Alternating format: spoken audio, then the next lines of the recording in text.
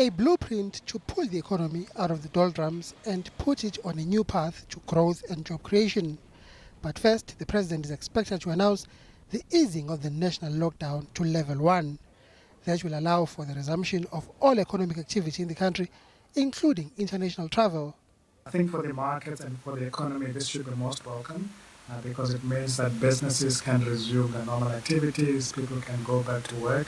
However, I think we expect him also to still announce that we need to be careful and take precautions in terms of wearing masks and social distancing. The Economic Recovery Action Plan is expected to focus on massive infrastructure projects to boost growth and job creation. A big infrastructure investment plan. 51 projects have been identified, and here the government is aiming to work together with the private sector. The president is also expected to give details of how the recovery plan will be funded.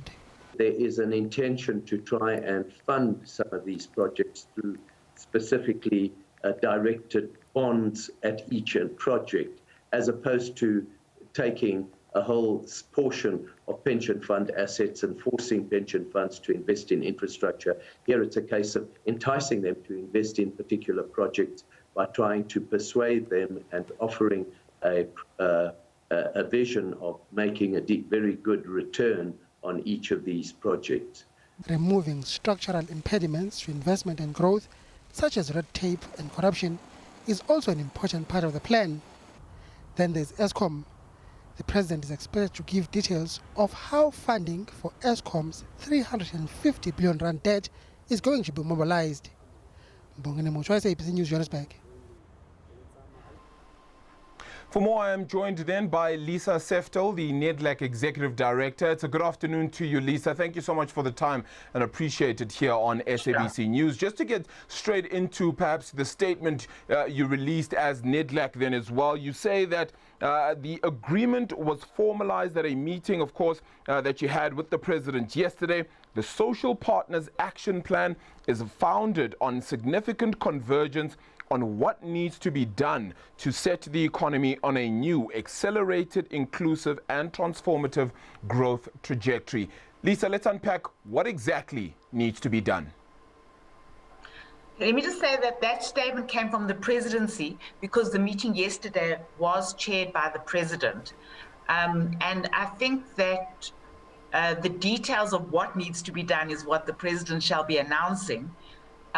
What the meeting really, there has been a process for about a month, a very intensive process with the leadership of all the different constituencies to be able to say, you could put it, what is the 20% that will make the 80% difference? And the social partners are focused both on short-term actions, which will inspire confidence and enable quick wins, as well as other areas where there's a commitment to work together to be able to really move to rebuilding the economy post the devastation of the COVID pandemic. Yeah, it also speaks, the same press statement, as you said then, from the presidency, speaks about how the social partners, which also includes yourselves, have identified priority areas for rebuilding the economy. Any chance you could share any of those priority areas? As I said, it's not for me to share, but I think that you can imagine what those priority areas would be. Definitely the one issue which was also talked about in more detail is around energy security and the need to provide for stability for Eskom. And there was also a commitment, an agreement reached on a social compact to support Eskom, particularly to ensure that it is financially stable so that it can deliver energy security. What about the remainder of the SOEs? I mean, they must have also been quite prominent in that meeting you had with the president as well yesterday. Just beyond just the meeting yesterday, how important is it to our economy that we actually get it right when it comes to the management of those SOEs? I think that is something of which there is definitely consensus amongst the social partners. And I think there is a commitment going forward that something needs to be done, and that commitment doesn't rest only with government or with the SOEs, but there needs to be a joint effort to be able to ensure that distressed SOEs, which have an important role to play, are supported, and that there is further efforts made to improve the balance between the developmental and commercial mandate of SOEs. Yeah.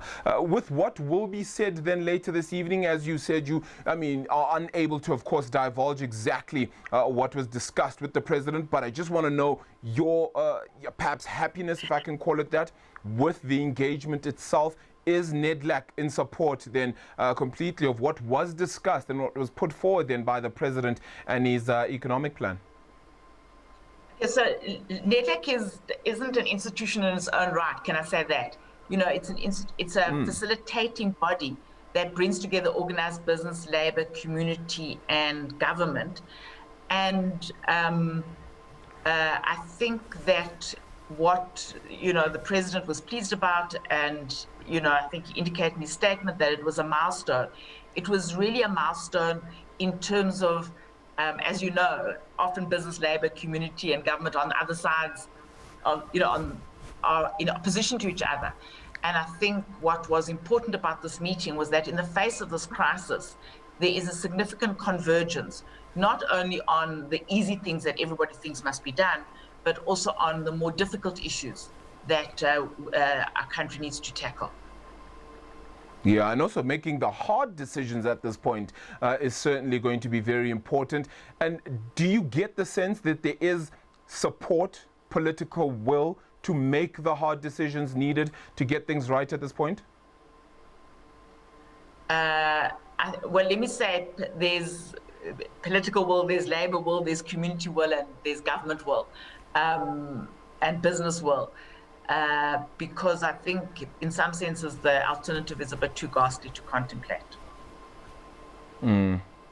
All right. Well, Lisa, thank you so much for the time. Really appreciate it. Hopefully we can catch up with you also after the president's address then later this evening as we unpack a little bit more of what he has to say. 7 p.m. is the time, live here on SABC News, of course, where the president will be addressing the nation. Lisa Seftel is an executive director at NEDLAC.